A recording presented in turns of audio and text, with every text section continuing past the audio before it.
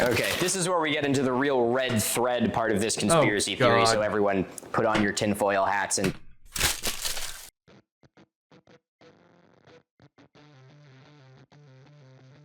Hey, Warpugs. It's me, your good pal, old man. How are you doing? Is everybody feeling good? Is everybody feeling great? Well, I can tell you one thing about myself. You can probably tell by the bags underneath my eyes that I can carry groceries in that sleep sucked last night. Probably because I had this waiting for me.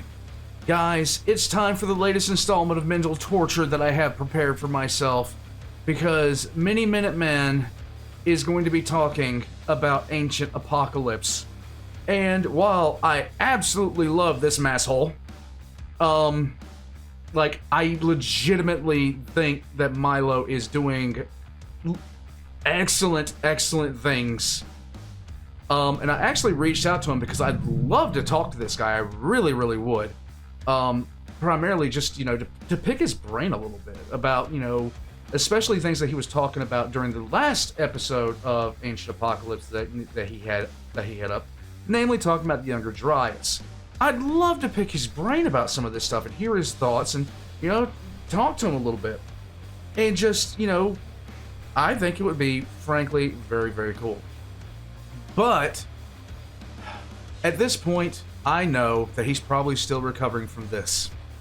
Guys, if you don't know who Graham Hancock is, he's an author, he's a novelist, and he has some ideas. The problem with those ideas is there's a lot of cherry picking that goes on. And after the last episode, I actually saw something pop up my feed that was somebody claiming to debunk him, and it was one of the first times I almost did a rage react.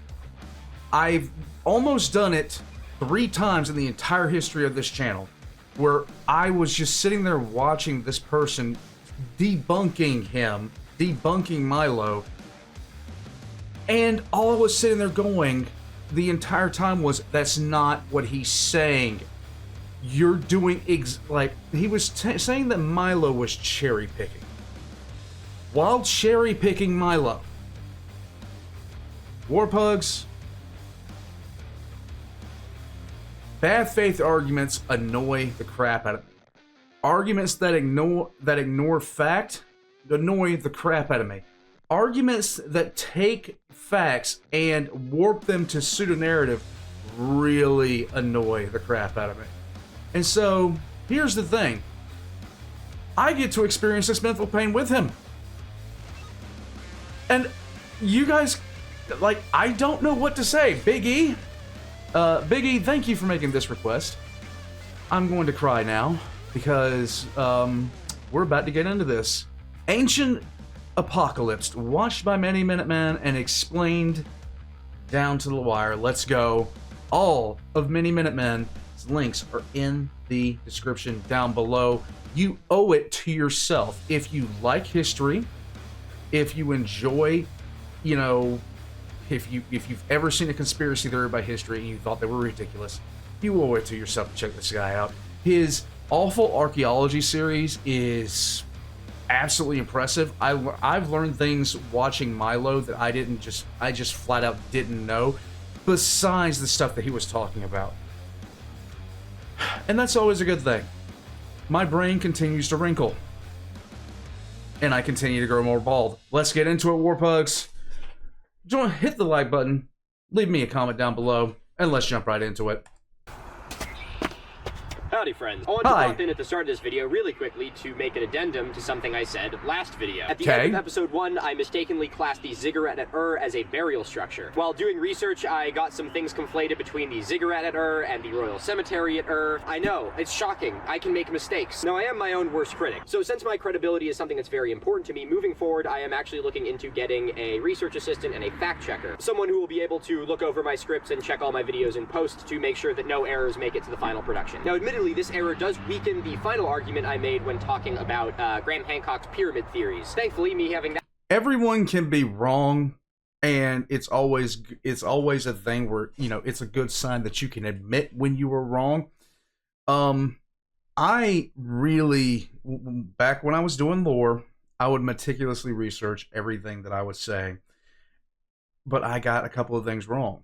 And I have no problem admitting that. That one fact wrong doesn't make Graham Hancock's theory make any more sense. If you guys feel as though that error was enough to invalidate the argument I made at the end of that episode, I would be more than happy to make a whole new episode sort of addressing just the pyramid thing alone. Don't get me wrong, I would also be happy to not do that because it means that I can talk about Graham Hancock a little bit less. And lastly, before we get into the video, I want to give a massive thank you to all of you because episode 1 is the first video I've ever got to the trending page of YouTube. And experiencing that while we are creeping up on 800,000 subscribers is just, I can't even express how excited I am. It's really humbling and I feel like the rubber is really starting to meet the road with this channel, and I am just beyond excited and grateful for this opportunity. So I just want to give a massive thank you to everyone who makes this possible, especially to Gianfranco and Mylena, my editor and artist, without whom these videos would look nothing like what they do. In fact, they probably wouldn't even exist, so you actually owe them a thank you as well. And it also...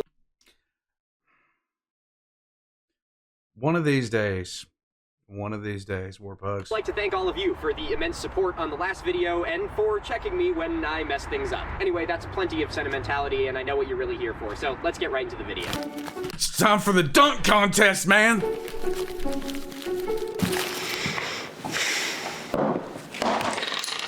Lesson 3, class is in session. Howdy Let's friends, go. and welcome back to another episode of Analyzing Ancient Apocalypse. My name is Milo, and I am going to be going through every single one of the episodes of Graham Hancock's series on Netflix and trying to see whether or not he truly does support his theory that there was a lost, advanced, globe-spanning civilization at the end of the last ice age. If you haven't seen...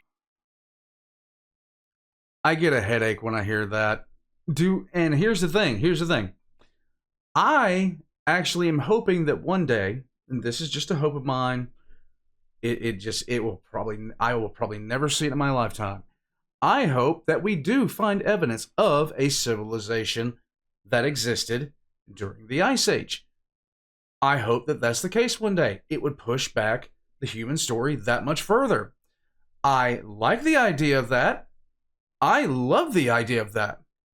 But is it likely we're going to find it? No. Does that mean anything? Yeah. It's fun to hypothesize, but at the same time, I have found or heard of no real evidence to support, well, what would be a really, really cool thing, because modern humans were around for a very long time, and frankly, it would be interesting to find out that there was a civilization during the last ice age. But I highly 100% doubt that it was a globe-spanning civilization. I don't think that's the case. Maybe, at tops, something akin to the Phoenicians. But that's even stretching it. Let's go. In the first episode yet, go check that out now. Otherwise, we're going to just get right into it and start reviewing episode 3. Let's ball. Serious Rising. For this lesson, we are on to the T course. It's way too hot. Ancient Apocalypse, Episode 3, Serious Rising. This episode begins, as so many of them do, spectacularly, with Graham Hancock claiming that we think that we are the pinnacle of human achievement. I'm sure that there are some people out there who may agree with that statement, but most people I met would never agree that this is the pinnacle of human achievement. Yeah, we do some pretty cool stuff. It's neat that we can launch stuff into space and that, you can see me from wherever it is in the world you are right now. But also look at, I don't know, literally everything else we've done. I would say as far as human achievement goes, we are scraping the bottom of the barrel. Again, we're really, really starting to suck again. I mean, we're really, really having a rough time of it right now. And here's the thing. I said this literally, I think I said this yesterday or the day before. If we could stop fighting for 15 minutes... I'm being hyperbolic. He clearly means that he is equating us to being the most technologically advanced people who have ever existed, which is factually completely correct. But I think that it is important that we temper ourselves when trying to compare technological advancement with being a civilized society. Because I promise you that there have been an infinite amount of places on Earth that are more socially advanced than whatever the places we live now. But that is neither here nor there, because today we're going on a field trip to We're going on a trip in our favorite rocket ship. Ooh. Ooh. Well, the dates I've been for to Malta. Malta's settlement go back to about 5,900 BCE, which is nearly 8,000 years ago. So Malta has been inhabited for a very long time. Whereas you won't be surprised to know Graham Hancock doesn't like that date. Now, like he did at the Pyramid of Cholula, Graham Hancock does meet with another expert on some of the megalithic sites on Malta. None other than Katja Stroud, who responded to this series by saying that her words were taken grossly out of context. Something I'm not remotely shocked about, considering in our last episode where we interviewed Dr. McCafferty, he said that his words were also sort of spliced up, and he wasn't even told that he was meeting with Graham Hancock in the first place. Yeah, really good diligence on that one. But either way, at the end of this series, Katja Stroud released a statement saying that her words were taken grossly out of context and were used to support Hancock's claim more than she actually did. But you know, what does academic honesty matter anymore? Just, you know what, take this whole video, chop it up, and you can make a YouTube poop out of me. I can say whatever the hell you want me to say. In this episode, look, you know what? I get it. And selective editing can do so much for you. Selective editing can go a long way to, like, look at the people on Ancient Aliens, for crying out loud.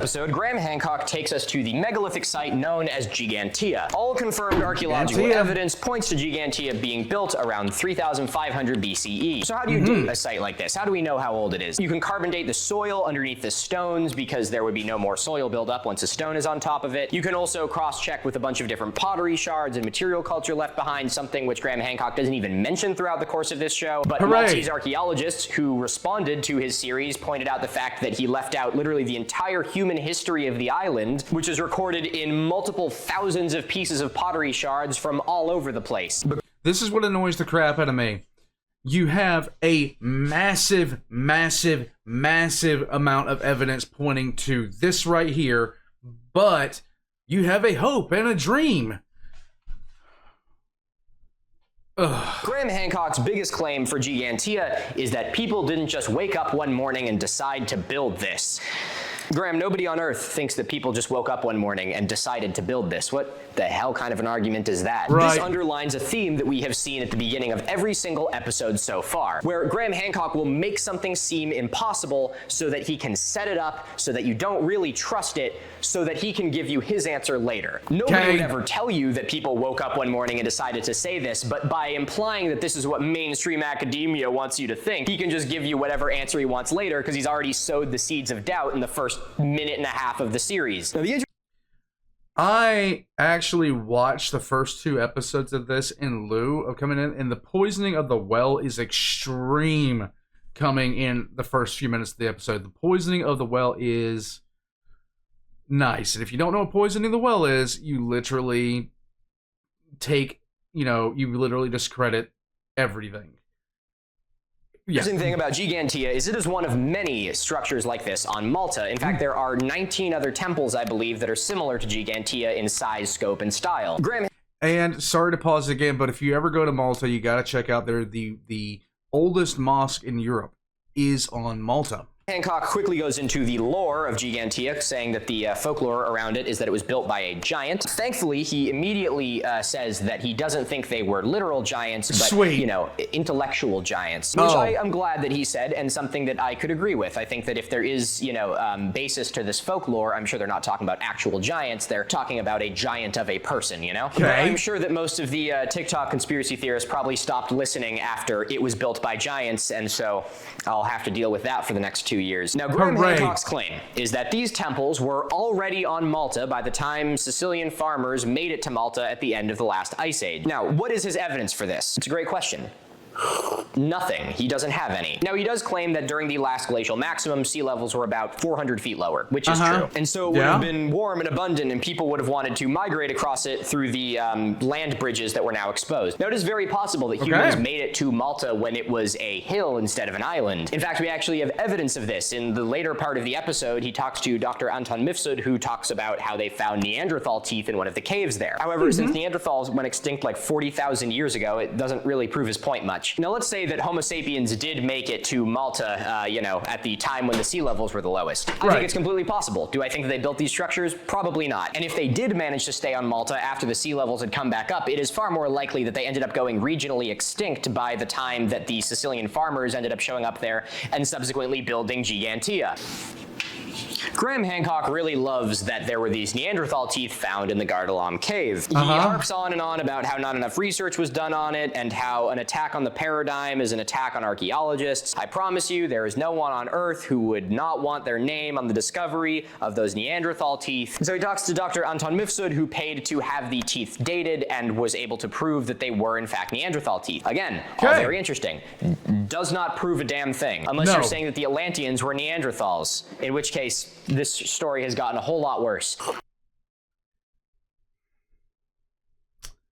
Based off the last time I took a look at anything about Neanderthals, they could not vocalize that well. They could vocalize. They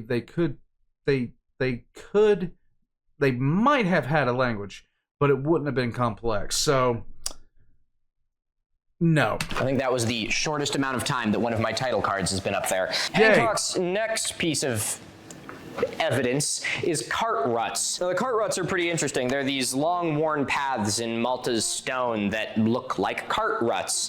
Go figure. Now, it's kind of hard to date these considering it's just negative space in a rock, but estimates say that they're probably about 2,500 years old. And no one really knows exactly what they are. There is theories that they truly are cart ruts, but there's also theories that it's irrigation or something like that, but no one really knows for sure. Now, does us not knowing mean that the only option is something mysterious, mystical, and Atlantis? No, obviously not. Just because we don't know something doesn't mean that it has to have some sick, uncharted ending. Now, Malta's rocks are very soft, so it wouldn't take long for something like this to form, even though it looks pretty dramatic. But Hancock claims that this 26,000 year date is completely wrong, and that these cart ruts must be far older, built at the same time as Gigantea and all the other temples and whatnot. So, what evidence does he actually give to this? Well, Graham Hancock claims that he has researched the cart ruts himself and has scuba dived to cart ruts which are 25 meters underwater. Now, he doesn't show these cart ruts, he doesn't go to them, and he doesn't cite where they are, so I have no way of actually confirming this, but I'm gonna just assume he's telling the truth here. He says that finding cart ruts 25 meters underwater proves that this site dates to, everyone say it with me,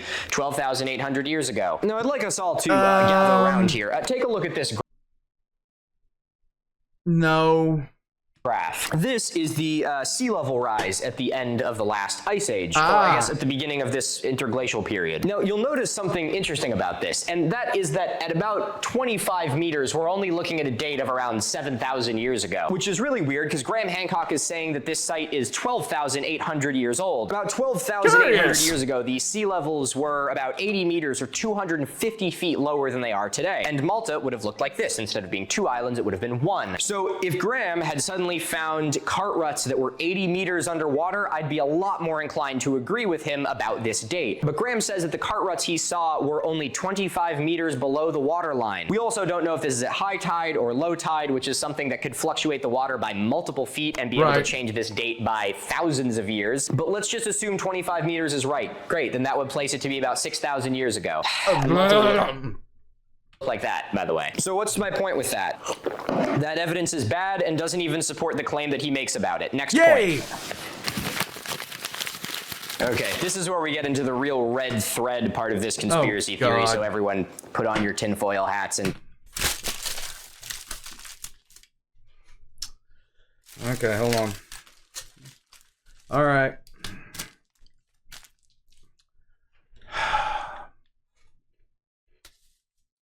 There, now I can feel like I have a hat on again.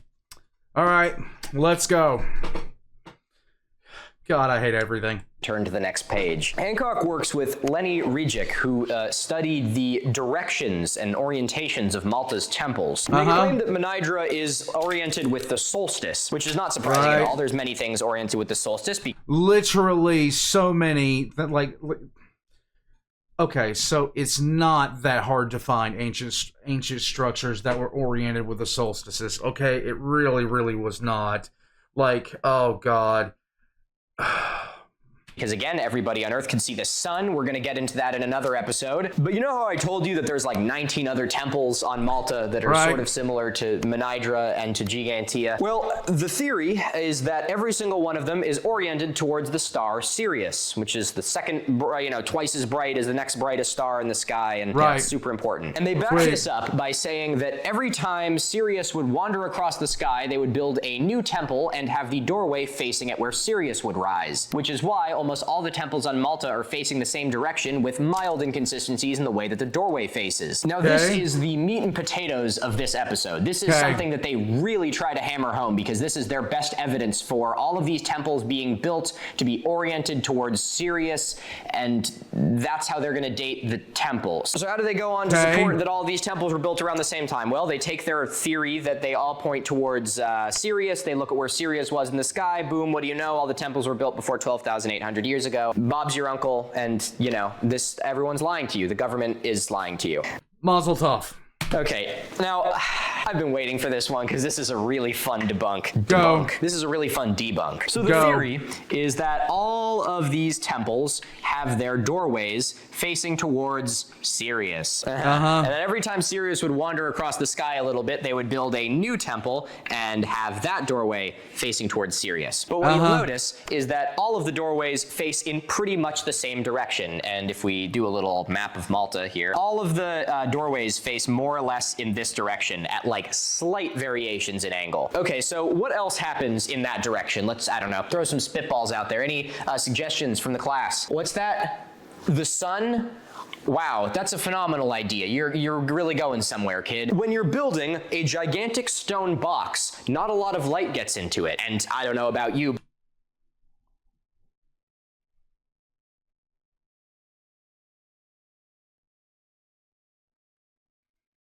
Why? Just why? Oh, God. But I want light in my giant stone box, so it would make the most sense to have the enormous open doorway facing towards where the sun comes up. They even acknowledge that Minidra is built with a solstice orientation, so it is clear that they gave a shit about where the sun comes up. I can go on to prove this even further, because in the renders they show, here's my top-down view, they show that the temples have a open roof in the middle. That's the single worst drawing I've ever made. They have an open... Nah, it's okay. It's still better than my stick figures. Open roof. There's the base of it. Now it just looks like a cake. Okay, this is just getting worse. I'm gonna quit while I'm ahead. Either way, they have an open roof. So by the time the sun is up here, it's shining the rays right down into the middle. You can do your ceremony inside, whatever. Full daylight, voila. However, in the morning, when the sun is super low, you're not going to be getting any sun inside. So how do you combat that? You leave the giant open doorway facing towards where the sun comes up. You can literally go onto a sunrise map and see where the sun comes up at any day of the year. And on the days when it's the darkest in the winter time, this is going to be the horizon that the sun is passing over. So you're going to get the most light into the temple. But I don't know. That's just a hypothesis. It was probably them trying to warn us by pointing their doorways at a particular star in the sky. Now, and that's just I'm shutting up. I think this is a pretty stellar hypothesis, if I do say so myself. Excellent suggestion from whoever that was, by the way. But not only can I semi-prove or at least support this theory, I can also absolutely dunk on the star theory. This is the sun. This is a star.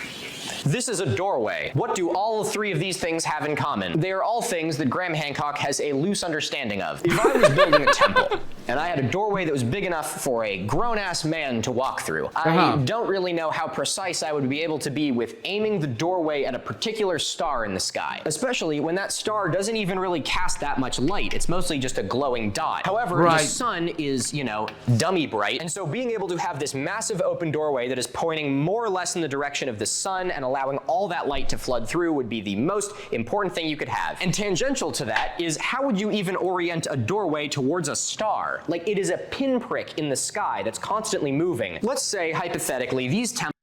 This is, like, it's...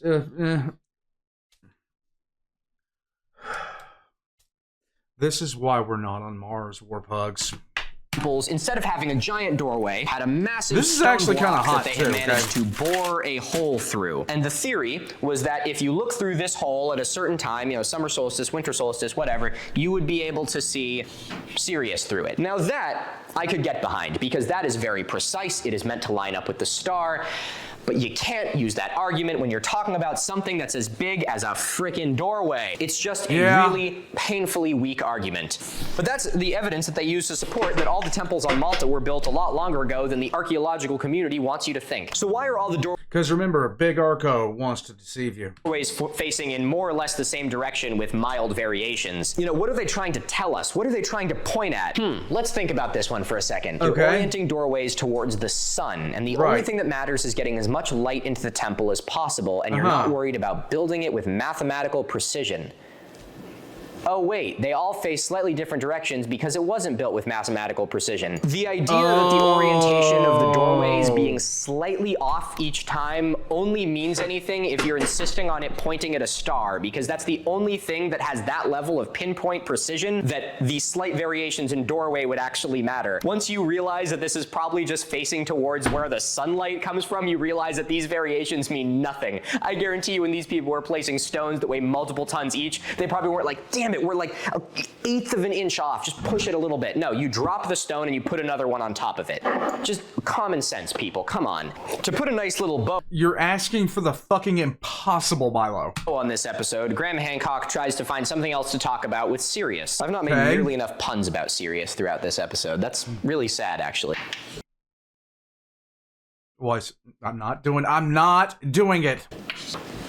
Thank you. The next claim that Graham Hancock makes no sense. He points out the fact that Maltese fishermen have the Eye of Horus on their boats, and that ancient Egyptians also really liked Sirius, and that ancient Egyptians had a creation myth. He did not. Yeah, I don't really know what his point is. He did not conflate these two things. Here, I think he's trying to prove that they were all taught by a lost civilization, but I think he forgets something. Gianfranco, show us a map. There's Malta, and there's Egypt.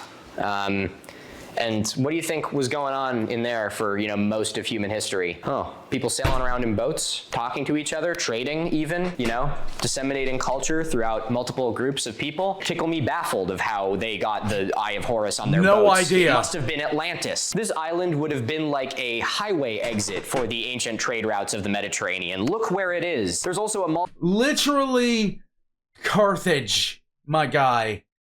If you want to point to anything that will be the reason that Egyptian iconography wound up throughout the Mediterranean, Carthage, my guy. Maltese population in Egypt. These were all nautical, seafaring people. They lived on an island. Of course they knew what the Egyptians were. This is such a goofy theory. God. Now, I've said Atlantis a lot, but Graham Hancock hasn't. Well, until now. Because Graham Hancock ends this episode with greasing the skids to talk about Atlantis. Sweet. And so next episode, we're going to Atlantis.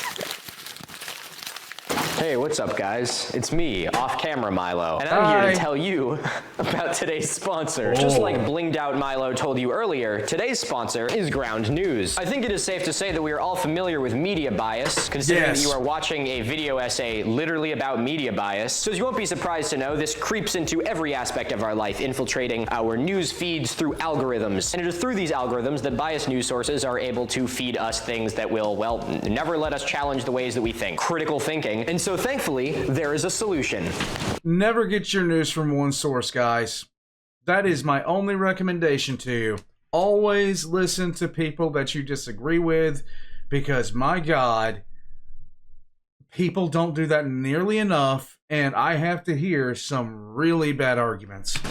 I already did this. Ground News. Ground News is the world's first news comparison platform. Yes. The Ground News feed shows you how different news topics are being covered by different news outlets. Not only does it show you the news articles on the same topic from different sides of the political spectrum, but it also labels those sources so that you can be better informed as to the biases that you may be receiving. Now, obviously, I'm a big fan of using Ground News for, well, just a news feed, but one of my personal favorite things to do when I'm just sort of doom scrolling on random apps is to look at Ground News, find a recent, very polarizing political topic, and then see how the different sides of the political aisle are commenting on it. It's always hilarious to see how easily you are able to twist words to become some sort of propaganda when you look at all of them next to each other. Ground News also isn't just for the United States. It offers international news, which is something I love because, hard though it may be to believe, there are other countries than the United States. And so These are lies. These are absolute lies. Okay, look, I was with you until about 2 seconds ago, but you're No. Allows me to be not only more informed about global news, but also spot biases before they are able to implant themselves in my head. So if you are looking for a better way to have a news feed, I suggest you to look no further than Ground News. You can use this link right here, which is also the link in my description, to use Ground News for free. They also have a subscription service where you get access to all their little extra bells and whistles. I would like to give a massive thank you to Ground News for sponsoring this video. And now, let's get right back into it. Guys, I am a big proponent of getting your news from more than one source. I don't talk about politics on the channel. At least I don't I try my best not to. And there's a reason for that. You guys don't need to hear what I think about politics. Who cares? We're all here to just sit back and have a little bit of fun. And, you know, learn some stuff and watch me lose more hair.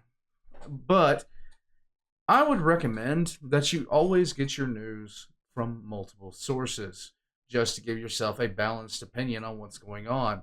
Because there's always somebody trying to feed you some BS. And that's just the truth about it. Ground News might do you a world of good. Check out the links in the description below. I am going to have Ground News. You get it. I'm going to have as a sponsor in the link down below. Get yourself a discount. Let's go.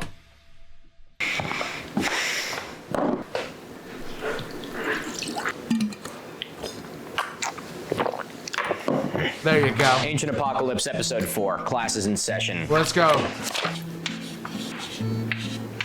Ooh. Ancient Apocalypse Episode 4, Ghost of a Ground World Ghost of a Ground Beef is the worst episode of the entire series Ancient Apocalypse. Now, what is my criterion for judging what the worst episode is in this entire series? It's because this one has almost no archaeology in it. In previous episodes, Graham Hancock has taken us to places like the Grand Pyramid of Cholula, Gunung Padang, and Manidra, and some of the other I would love to go to Gunung Padang. I'm just saying. I'd love to go there, Göbekli Tepe. I'd love to go to a couple of other places like that.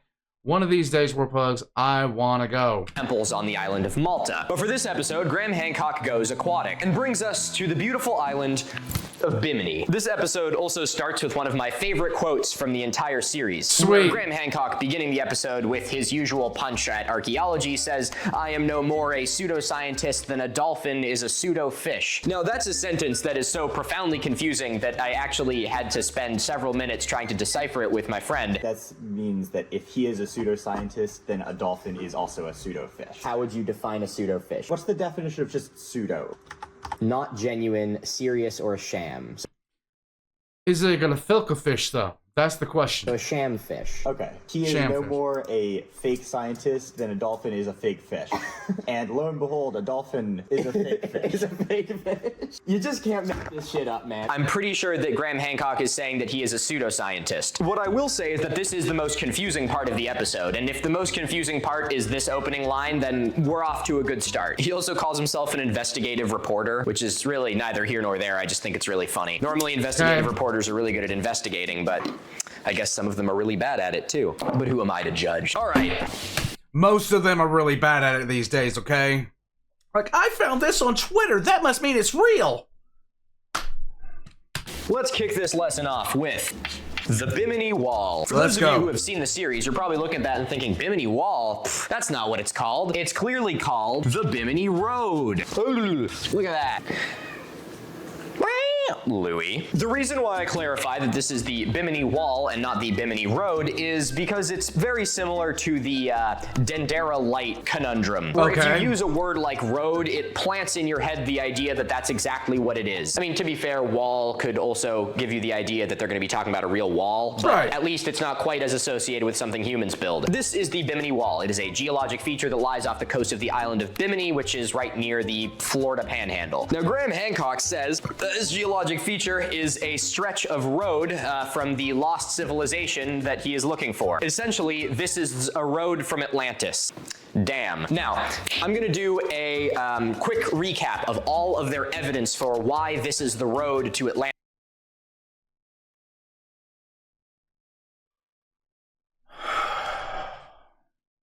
I'm looking at the reason why it's not a fucking road. I paused it on the perfect picture for the reason this isn't a fucking road. The only way that you could think this is a damned road is if you've never done a shred of manual labor in your damn life. Atlantis. I'm gonna need a lot more space for this because it goes pretty deep.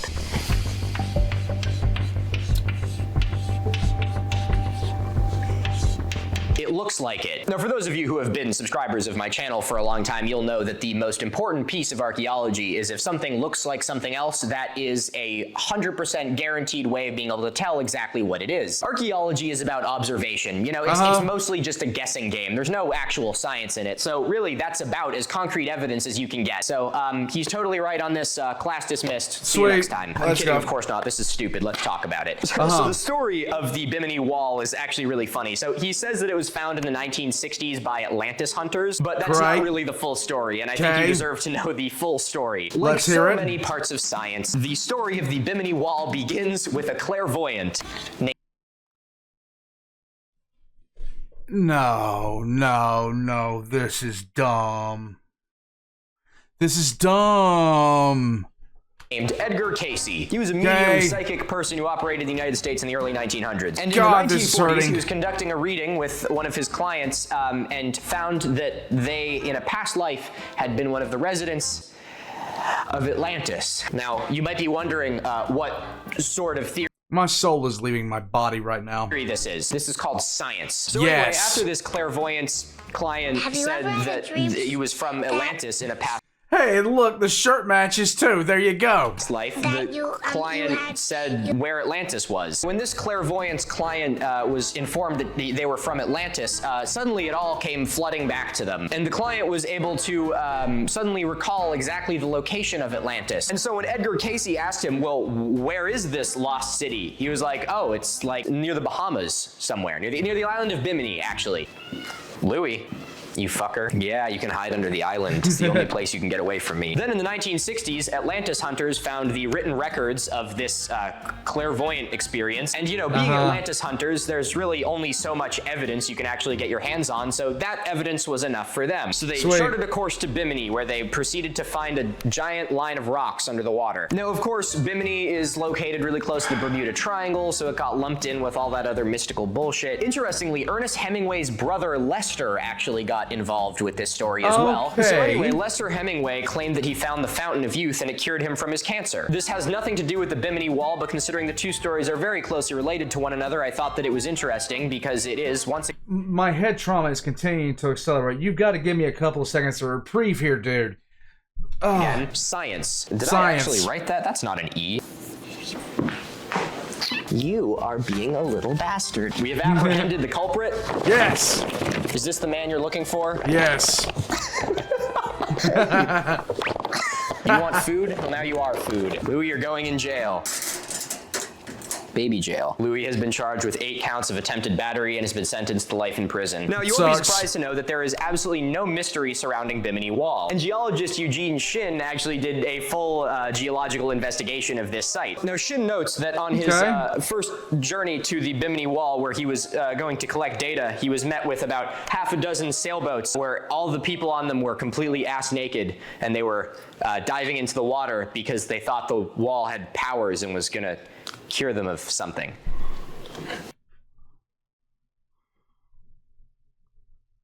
Every day we stray further from Mars. Every single day. Science. I'm not trying to say that you should trust a geologist more than you should trust a bunch of naked people on sailboats, but now Graham Hancock says... Are they hot? That what experts want you to believe is that this is just a stretch of beach rock. But of course, in reality, it's the lost road to the city of Atlantis. Now, what's really interesting about this is that Graham Hancock doesn't actually say what beach rock is. Which, I don't know about you, but if I'm formulating an argument where I have to prove that something isn't something, it is useful to... I don't know, prove it. So let's talk about beach rock. I love this part. Now I get to talk about geology. Beach rock is formed in tropical waters, and it forms just below the sand layer in the intertidal zone. Now because of this, the beach rock will solidify and preserve the layers of sand that it's made out of, or was made out of, which means that you'll have different particulate at different levels, giving you a nice cross-section showing you all the different layers of sand that the rock is made out of. Now tangential to this is that most of these layers will be slowly sloping sloping downhill. I didn't really draw it here, but they'll be sloping down towards the deeper water because that is where the sediment will naturally settle down to. Course. So as this sand solidifies into rock, it will preserve these layers. There we go. That's a little better. Now, tropical waters are home to a huge amount of coral, which means that the water is full of calcium carbonate. And the tidal action, the push and pull of the water, it will take that calcium carbonate and essentially weld the sand together, creating the beach rock. So I guess beach rock is sort of a coastal limestone, and it forms really fast. In the paper written about beach rock by Dr. Shin, he notes that there are beach rock outcroppings in the Pacific that have the remains of skeletons and shell casings from World War II in them. So, you know, less than 100 years ago, and you already have things preserved in this beach rock. But since beach rock forms underwater, it can be very susceptible to atmospheric changes if it is ever exposed. So let's say that something happens here. This stretch of beach rock is formed, and then the land shifts, and this piece of beach rock is now exposed to the air. At this point, where all the waves are splashing, there's going to be all kinds of algae growing on this rock. And as that algae grows, it will create a thick, dark layer on top of the stone. This will increase the stone's albedo, as it's called, which is the ability for a surface to absorb sunlight. It's the same thing that happens when you get into your car with black seats on a summer day and catch on fire. So as the algae desiccates and increases the albedo of the rock essentially just bakes. And as a result, this rock, which was formed very quickly, is exposed to a very rapid change. And lo and behold, as the sun bakes the rock, it will crack into enormous rectangular slabs.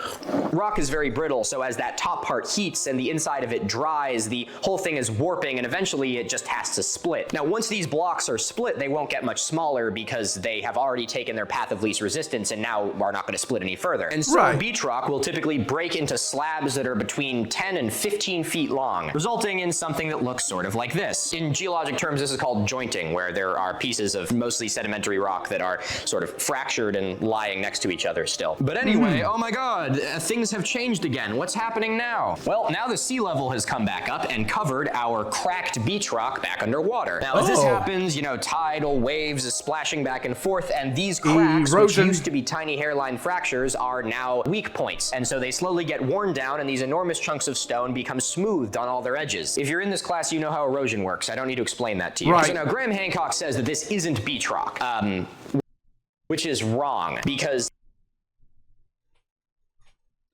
okay, so if you're sitting there thinking for a half a second that this is a road, then you've never done a day of manual labor in your damn life.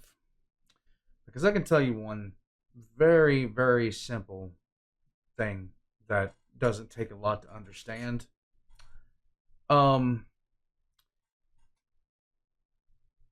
Rocks weigh a lot. Gravel weighs a lot.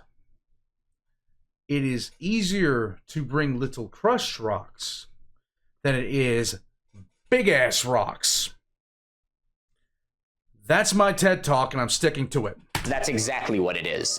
And you might think I'm stupid for saying that, but if you know, you know. Geologic studies of the Bimini Road have proven that it is beach rock. You can literally see the layers of sediment in it. It is exactly what it is. It's beach rock. So now that we have that out of the way, I can hear some of you in the audience asking, well, Milo, of course it's beach rock. That's probably the only type of rock they really have on Bimini, but how do you know that the Atlanteans didn't use beach rock because it's their local material to make this road out of? That's a great question. Still doesn't answer why Graham Hancock is so opposed to it being beach rock, but who knows? So Graham Hancock points out that it's unusual that all these stones are level, which is weird because they're not level. They are sloping down. I can see from here they're not level. Into the ocean like, you know, beach rock does. Even in the render that he shows the beach rock sloping down towards the water. And then they show a reconstruction of what they think the road would have looked like. And it just makes even less sense. Where is it going? Why are the slabs so big? Where are all the things that would have been around it? Why are there no other roads? There's a lot of unanswered questions here. Right. So how do we know that it's not a road? Do we have any other questions? Is this an ancient road from the city of Atlantis that was discovered by a psychic and worshipped by a bunch of naked people on sailboats that is being meticulously covered up by mainstream archaeology so that they can lie to you? Or is it a giant, naturally occurring pile of rocks in the place where the pile of rocks forms? I don't know. I'm siding with the naked sailboat people and the psychic. But we have even more to back up that this isn't a road, because I'm not done yet. I'm still swinging. Let's go. Keep going. I'm half a cup of coffee in, and I'm ready to break some noses. So let's go. I'm operating off of 20 minutes of sleep in the past 48 hours. Let's rock. Did a geologic survey of this site, and not only critical thinking, and not only was he able to prove that this is in fact beach rock, but he is also able to prove that this is beach rock that has not been moved from its original position, disproving the idea that this was beach rock harvested by the Atlanteans and used to construct a road. Now, how does he know this? Because all of the grain lines up. I showed you guys earlier how it will settle in layers, and those layers will typically be sloping downwards. In each one of the slabs of the Bimini wall, the grains not only continue to the next block over, but also are all in a progressive and gradual slope downwards. So instead of Plus, if that was a road, the people that built it are idiots. looking at it like we did earlier, like this, instead of that, you're kind of just looking at it like this. This is obviously very exaggerated, but so you can literally watch the path of all the layers of stratigraphy as the blocks go off into the ocean. Nice. Now, what's even more amazing is that because this rock is made out of calcium carbonate, it has, you guys recognize that one if you've been here a while, and also if you've literally ever done anything in STEM. It has carbon-14 in it, which means that you are able to radiocarbon date it, and sure enough, the rocks are radiocarbon dated to be about 3,000 years old. Now, supposedly Atlantis is like, what, 7,000 and 8,000 years old? I don't know. Either way, this date says that it's 3,000, and that's what I like. Atlantis, 12,800. Yeah, 12,800 according to stuff. Like to call science. I know there's going to be people out there who are going to look at that and be like, oh, I don't trust it. I don't trust the radiocarbon dating. Yeah, but the thing is, these people actually put in the legwork. When the one side is a scientific method that you may not believe in for whatever reason, and the other side is just saying that it's probably older, you really cannot act like the latter of those two is more reliable. Then we also have the fact that the entire island is covered in beach rock. Open a new tab right now as you're watching this video. Google the island of Bimini and just drop the little Google Maps guy on any one of the photospheres or any one of the roads. You will see beach rock literally everywhere because it is an island in a tropical environment. All they had to do was show a shot in a different place than off the coast here, and you would see stuff like this literally everywhere. Now, last but not least, there's no road stuff. You have a gigantic road that you say was used by the most advanced civilization to ever walk the face of the earth, and it doesn't have wheel ruts in it. The island of Malta has wheel ruts that are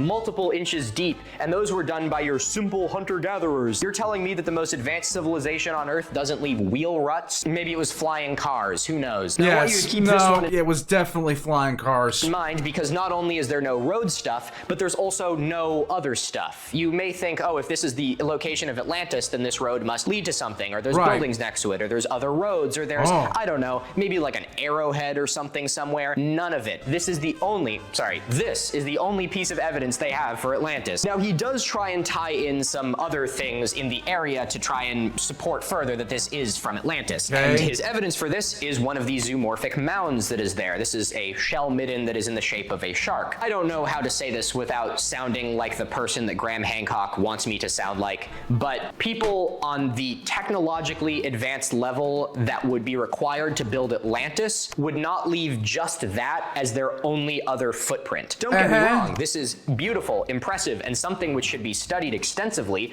and also I'd love to just know more about it instead of having it used as propaganda, but I'm sorry, if Atlantis was on this island, this would not be the only thing they leave behind. This would also probably be objectively the most fragile thing they could leave behind, a pile of seashells next to the ocean. This would be washed away in a couple thousand years. But I see no marble pillars, I see no cathedrals, no citadels, and no roads, frankly. Now, most of this episode is spent with Graham Hancock on a boat with another dude just swimming around in the water and looking at the rocks, which is just hilarious. They know how far it is down. It's 20 feet, 6 meters, something like that, which is all well and good, but also if Atlantis was destroyed 12,000 years ago, this site should be 280 feet underwater, and if this was the highest point of Atlantis, there'd probably be another structure here. You get my point. It's clearly not Atlantis. I don't know why I'm still talking about this. Now, this may seem like a shock, but Graham Hancock actually says something really intelligent in this episode. He says that telling the story of humanity without sea level rise would be incomplete, and he is 1,000% right. This this is actually something that I am personally really interested in. Of all the fields of archaeology, I am the most interested in prehistoric archaeology, anything pre about 10,000 years ago. It's a period of human history that is really close to us in the grand scheme of things, and yet it's just beyond our reach, and there's so much to be learned about it, so it absolutely fascinates me. But what's so interesting...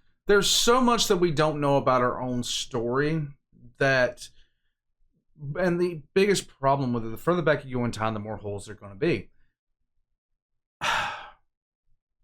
God, I would love to know some... Interesting about this point is that it was a time when humans were living through a massive environmental change, as Graham Hancock talks about through this whole series, although makes it sound a lot more dramatic than it truly was. But sea level rise has covered countless sites. I shudder to think the amazing things that we could find if we were able to look at these ancient shorelines above water. I went to school up in Maine, and there's a site, an archaeological site up there called Blue Hill Bay that is an example of, well, just this. Blue Hill Bay is... well, a bay. But from the water, archaeologists have found evidence of shell middens, piles of mussel shells, as well as spear points and bifaces and paleo-indigenous hunting tools. But what's so interesting about this is all of these things have been found underwater. Now, thankfully, they're not that far underwater, and so archaeologists have been able to conduct a full survey of the Blue Hill Bay. They were able to find that about 12,000 years ago, what is now these two small lumps underwater were two small tundra hills. Over time, as sea levels rose and climate got warmer, they transformed into a wetland, and then eventually there was a barrier beach there, and the hills became part of a woodland as the deciduous forest crept forward. And then as sea levels got even higher, about 7,000 years ago, it became two small islands right off the coast. And then between 5,000 and 6,000 years ago, the two islands slipped below the waves altogether, never to be seen again. But despite that, we still have an extensive record of the paleo-indigenous history at this site, and it's fascinating. And so what I'm trying to say here is that Graham Hancock is totally right, that there is so much we could learn from looking under the water. But the irony is that you have to look no further than just this one site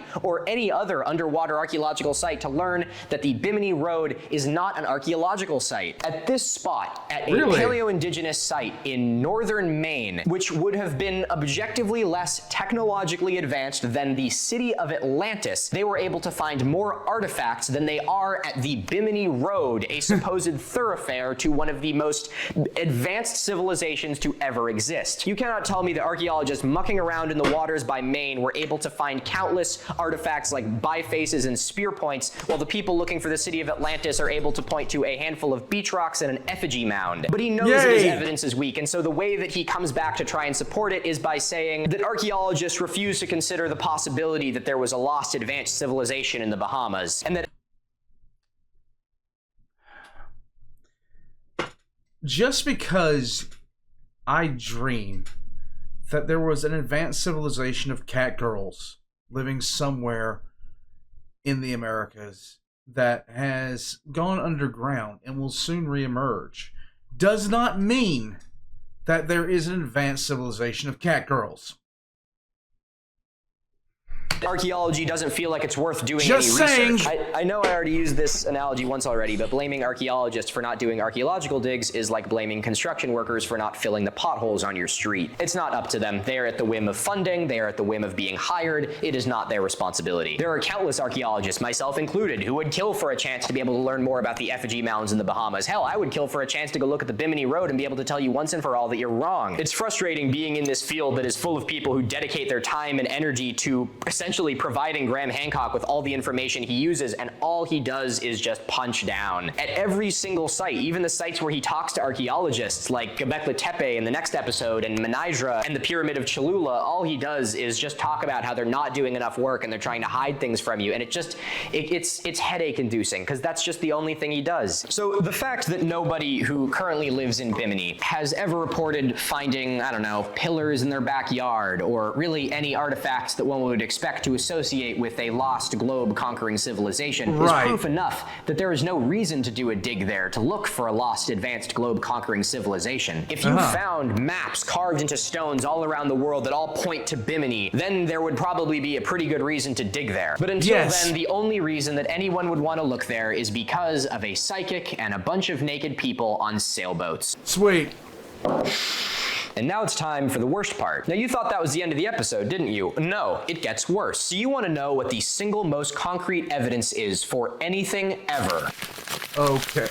My God, here we go again. This is I have crap talked again. about this before on my channel. I Not have this an crap episode again. of my awful archaeology series on the Ornitius Phineas map. Go check it out if you want. It's a pretty good one. And now what's hilarious is that Graham Hancock actually shows the Ornitius Phineas map on this table of maps that he's looking at in this series. And when I saw that there, I almost had a heart attack. So Graham Hancock is going to look at a couple old maps, and he notes that these old maps are created using a compilation of other older source maps. Right. Maps drawn by people hundreds of years ago who had a ton of other less accurate maps drawn by people even more hundreds of years ago.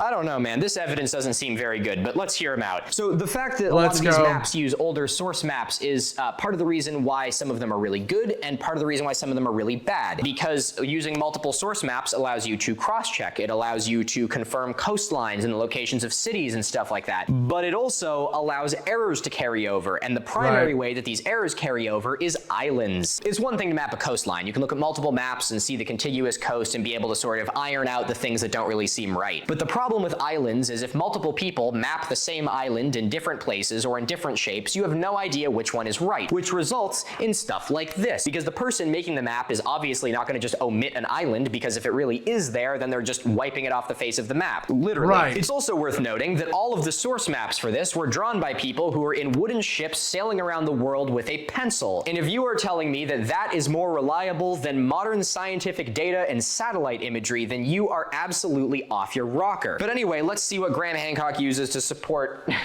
this.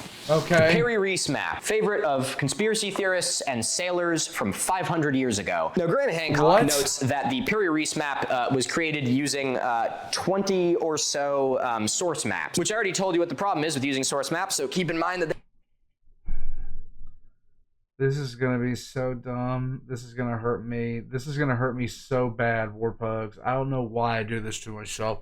All right, let's go ahead. I haven't had an aneurysm in the past 20 minutes. there are 20 different ways for errors to show up in this map. Now, he says that what this map is showing with this island is the island of Bimini when the sea level was low enough that it was a much larger island. Okay. And now, how does he support that that's what this is showing? Well, you see those markings like going across it, you know, like the hills? Well, they're not hills. He says that that's the Bimini Road on the island, which is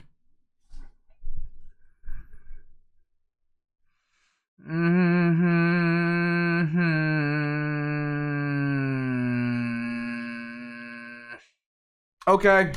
is so strange. I don't know about you, but I have never looked at a map that is this zoomed out and seen geographic, topographical features depicting roads before. That seems like a stupid thing to do. Also, if this is the location of Atlantis and I was drawing a map and I wanted to show where Atlantis was, I would probably want to put a cathedral or some other beautiful construction they made instead of being like, damn, I really like that intersection. Now, obviously, the things shown on this island are clearly mountains. It's a map. It's showing topography. I don't need to justify this to you. But let's, I don't know, for the sake of argument, say that this isn't a road and that it actually is mountains. What Caribbean island has a mountain chain running down the middle of it and is more or less this shape? Well, firstly, we need to rotate the map north because leaving it oriented like this is, you know, really misleading.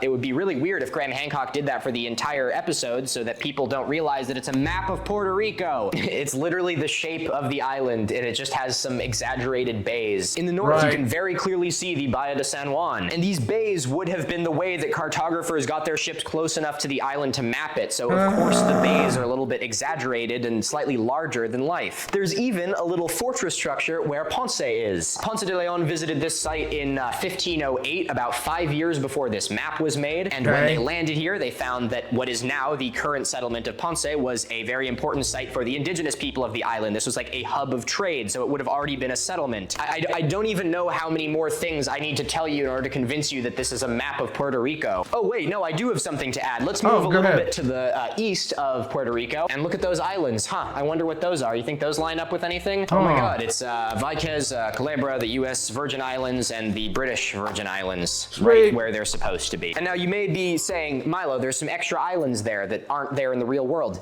Yes, there absolutely are. You remember I said that thing earlier about how errors will carry over? That's what those are. But if the two theories are this is a map of Puerto Rico and there's just a couple extra islands that carried over from map errors, and this is a map of the lost city of Atlantis from 12,000 years ago, and the only landmark they decided to put on the map was a giant road, I would still err on the side of this one. But the best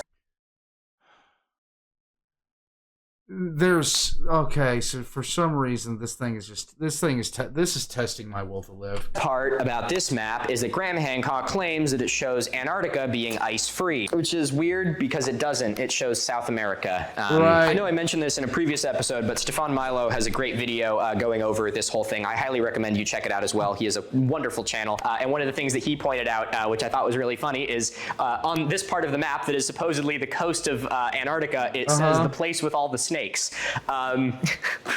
Which, does that sound more like South America or Antarctica to you? You know, just a little Penguins.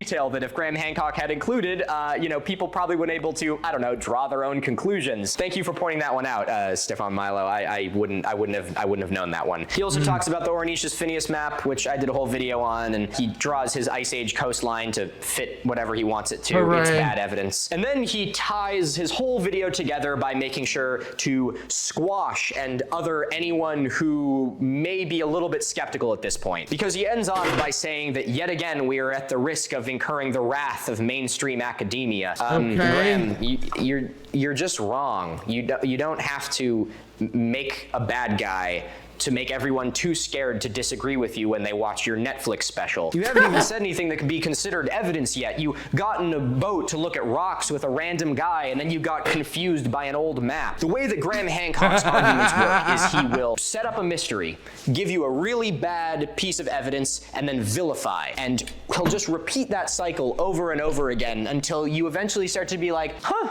you know, maybe this guy does have something going on. And now I don't want to, you know, jump the gun here or anything, but having your method of education being spreading the seeds of doubt, vilifying and othering someone else, claiming that you're the only one who's telling the truth, and that anyone who is against you is against everyone, is a really slippery slope. I'm not saying that Graham Hancock has any master plan or ulterior motive here, but what I am saying is that exact same method has been used before by people who were able to achieve a lot worse. And it's frustrating to see that he is wielding that weapon now against people who are just genuinely curious about history. Archaeologically speaking, episode 4 is the worst episode of Ancient Apocalypse, mostly because there's no actual archaeology in it. But I promise you that it is not the all-around worst episode of Ancient Apocalypse. Oh God. Lesson 4 is complete. Okay. Please close your books and return them to the front of the classroom. We will meet next for lesson 5. Oh, the pain. The absolute pain.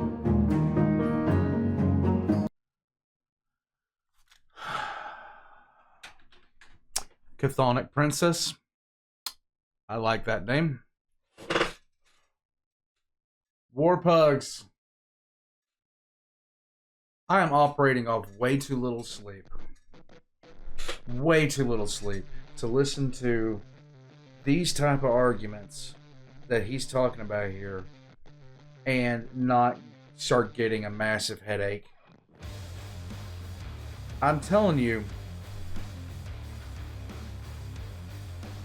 just based off what he said, as soon as I saw the Bimini wall, as soon as I saw the way the rocks were looking, the size of them, everything like that, I knew instantaneously it was not a road. Because you'd have to be the biggest blithering idiot to make a road out of the rocks of that size. You'd have to be really stupid to even try it. There'd be no point. It'd be an exercise in absolute futility.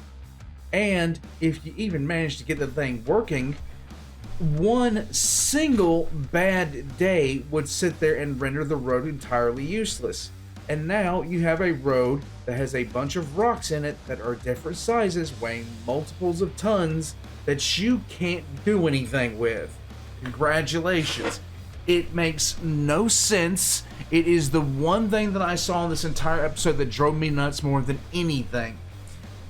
just the sheer, like, it's the lion, the witch, the audacity of this bitch to sit there and say, like, it's just so mind-numbing.